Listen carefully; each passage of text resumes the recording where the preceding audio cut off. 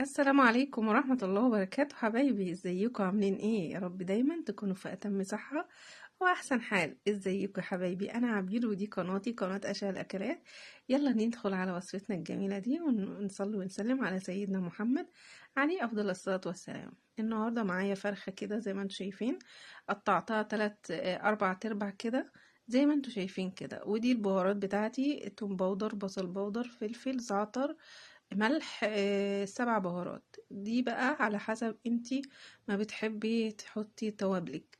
بس الزعتر صدقوني مع الفراخ المشوية ما اقولكمش تحفة جدا. طبعا انا ما فرمتش البصل ولا بشرته، انا عملته زي ما انتوا شايفين كده كده زي ما انتوا شايفين كده، مش ما هيش ناعمة قوي عشان تستحمل السخونية بتاعة الفرن. وزي ما انتوا شايفين كده حطيت كل التوابل عليه ودعكتها قوي كده عشان تشرب من كل التوابل اللي فيها. وقسمت البصل على 2. ليه يا عبير؟ نخش دلوقتي ونشوف ليه. كده زي ما انتوا شايفين بنحط طبقة تحت من البصل، وبنحط الفراخ كده بنرصها. طبعا انا عامله الفراخ دي من بالليل عشان تاكلي فراخ حلوه ومشويه طعمها حلو ولذيذ. انا عملتها من بالليل عشان ايه؟ يعني تاخد طعم البصل والبهارات حلو قوي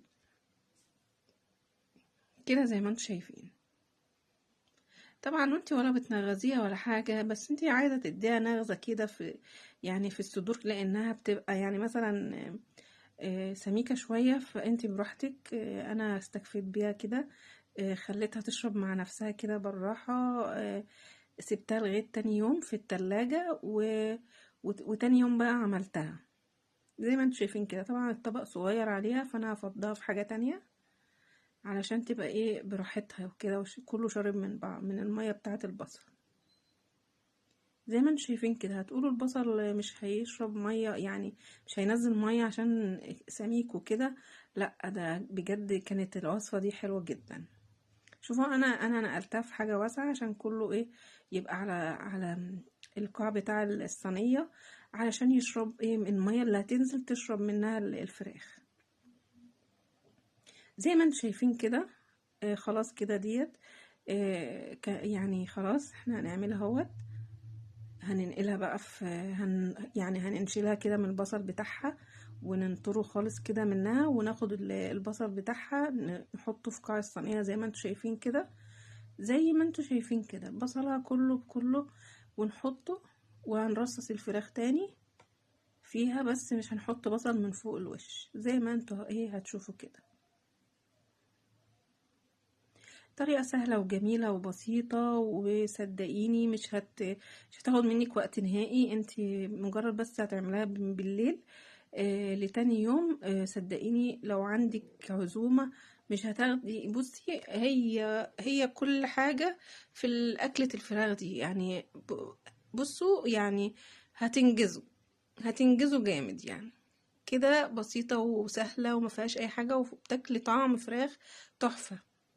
وانتي بقى عايزة تحطي فيها حتة فحمة تولعيها وتحطيها، هتديها طعم المشوي اللي بره.